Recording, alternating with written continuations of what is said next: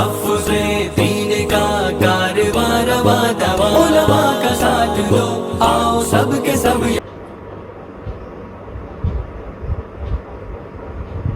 تو اس عبداللہ ابن سبا نے،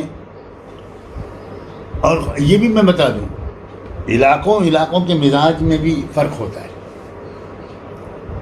بعض علاقے میں ایسی قومیں، نسلیں آباد ہوتی ہیں جن کے اندر شخصیتوں کے احترام و تعظیم کا مادہ زیادہ ہوتا ہے۔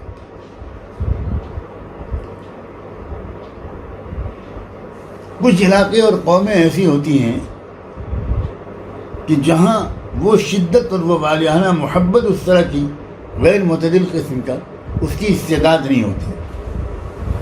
تو اس عبداللہ ابن سبا نے ان علاقوں کو چنا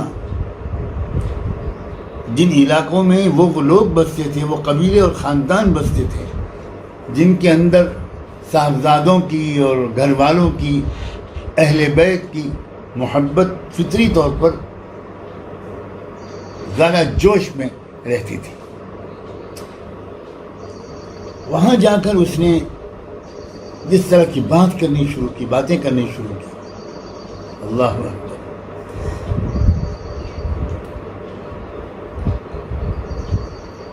اس طرح کی اس نے حضور پاک صلی اللہ علیہ وآلہ وسلم کے اہل بیت سیدنا علی رضی اللہ تعالی عنہ، سیدہ فاطمہ زہرا رضی اللہ عنہا،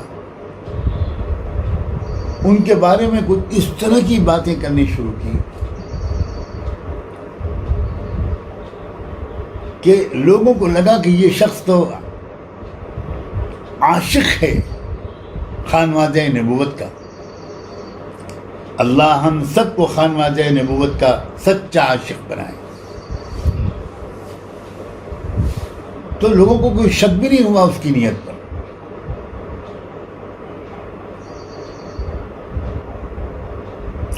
اور بالآخر پھر یہ ایک لمبی تاریخ ہے کہ کس طرح اس نے محبت اہل بیت کے نام پر ایک اسلام کے متوازی ایک الگ دین کھڑا کر دیا۔ لوگوں کو پتہ بھی نہیں چلا کہ ہم اسلام سے نکل گئے۔ لوگوں کو بالکل پتہ نہیں چلا کہ ہم کو جو باتیں ہم مانتے چلے جا رہے ہیں یہ تو توحید کے عقیدے کے خلاف ہیں، یہ ختم نبوت کے عقیدے کے بھی خلاف ہے۔ اور اہل بیت کی محبت کے نام پر صحابہ کرام سے دشمنی اور بغض کے جراثیم چپکے چپکے پیدا ہوتے چلے گئے۔ تو یہ تو میں نے ایک مثال کے طور پر پیش کیا تھا، مجھے اس کی تاریخ نہیں بیان کرنی، اور میں پہلے بھی اشارہ کر چکا کہ انشاءاللہ یہ ہمارے لاکھوں کی تعداد بلکہ کروڑوں کی تعداد میں وہ ہمارے شیعہ بھائی جو ان عقیدوں کو قبول کیے ہوئے ہیں، انشاءاللہ جب امام مہدی کے ذریعے سے پوری دودھ کا دودھ اور پانی کا پانی صاف ہو جائے گا اور بالکل حق واضح ہو جائے گا تو ہم سب اکٹھا ہو جائیں گے۔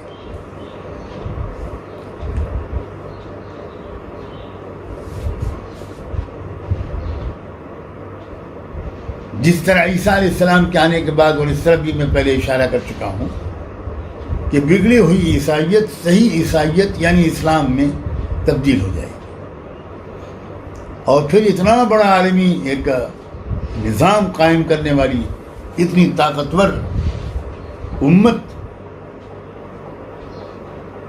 دنیا کو ایک بار پھر مل جائے گی، جس کی صلاحیتوں سے فائدہ اٹھا کر نظام عدل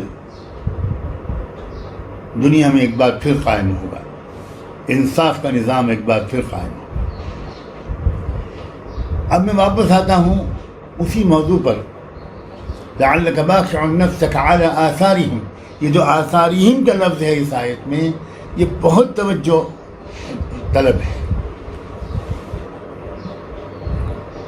یہ شخص جو شاول جب چلا تھا، شاول دمشق کے لیے، جس کو اب سینٹ پال کہا جاتا ہے، اور راستے میں اس نے اچانک اپنے اوپر طاری ہونے والی ایک کیفیت کو بیان کیا اور اس کے بعد اب یہ مبلغ بن کر پہنچا، اور اس نے عیسائی مبلغ کا ایک شاندار بحروب ڈالا.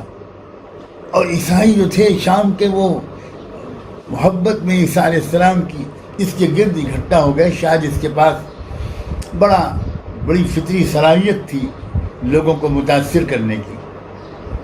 اپنے ارد گرد اس نے جمع کر لیا لوگوں کو، اور آہستہ آہستہ اس نے عیسیٰ علیہ السلام کی محبت کو غلو کرتے کرتے کرتے کرتے یہ پہلا شخص تھا جس نے ولدیت عیسیٰ کا عقیدہ عیسائیوں کو سکھانا شروع کیا. میرا خیال یہ ان عیسائیوں کو احساس ہی نہیں ہوا کہ ہم توحید کا عقیدہ چھوڑ کر شرک میں چلے گئے.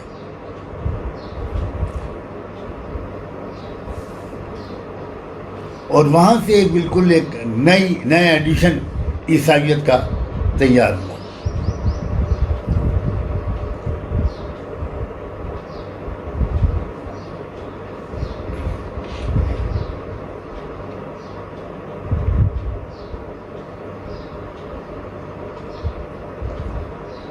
جو رومن امپائر تھی اس وقت بت پرست لوگوں کے ہاتھ میں تھی وہاں کی حکومت، تو وہ پوری طرح روک رہی تھی، سخت مخالفت و مزاحمت کر رہی تھی. لیکن پھر بالآخر کچھ عجیب و غریب واقعات پیش آئے کہ رومیوں کا جو بت پرست بادشاہ تھا کانسٹنٹائن، اس نے خود اس دین کو قبول کر لیا، اور بالآخر ایک بہت بڑی حکومت کی طاقت کی سرپرستی مل گئی اس بگڑی ہوئی مسیحیت کو. اور یہاں سے چرچ کے ادارے کو ایک زبردست طاقت ملنی شروع ہوئی. مذہبی رہنماؤں کو بہت زبردست پاور ملنا شروع ہوا.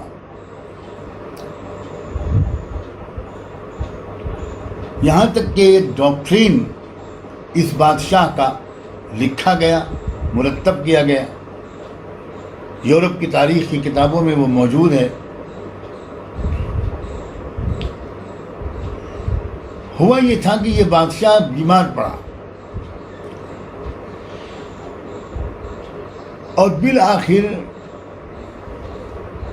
اسے اسی بگڑی ہوئی عیسائیت کے کچھ نمائندوں کے ہاتھ سے ان کے روحانی عمل کے نتیجے میں شفا ہوئی.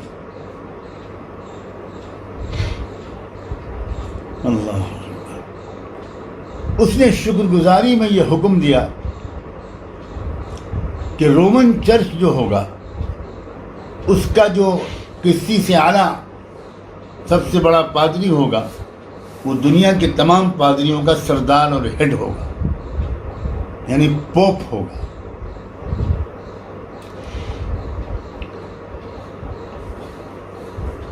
اس کا جو حکم نامہ ہے وہ بھی، اگر آپ گرینڈ کی تاریخ یورپ پڑھیں، ہسٹری آف یورپ، تو اس میں آپ کو اس کا پورا ٹیکسٹ مل جائے گا.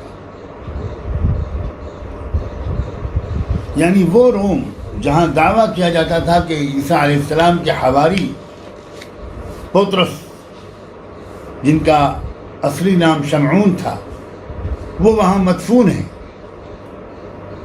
یعنی عیسیٰ علیہ السلام کے صحابی. اور وہیں یہ سینٹ پال کا بھی مدفن بنایا گیا.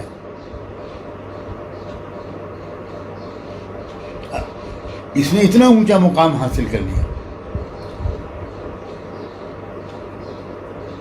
اور پھر بالآخر یوں سمجھیے کہ بگڑی ہوئی مسیحیت ہی اصلی مسیحیت کی شکل میں دنیا کے سامنے آ گئی.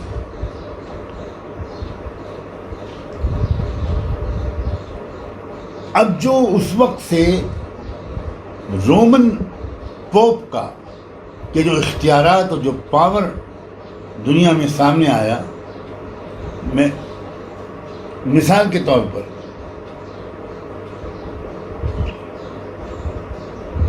ساتویں پوپ کے زمانے میں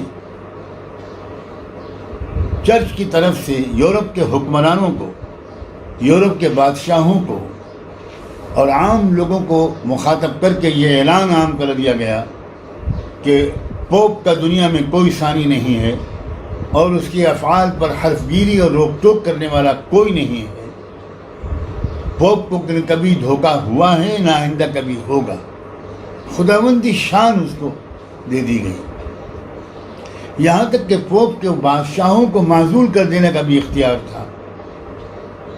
یہ کہا جانے لگا کہ انسانوں کی تکبر نے بادشاہوں کی قوت پیدا کی اور خدا کے رحم نے بشرف کی قوت پیدا کی۔ ہے ہند میں انوکھا مرکز تحفظ دی، یہ دی کا ترجمہ ہے مرکز تحفظ دی۔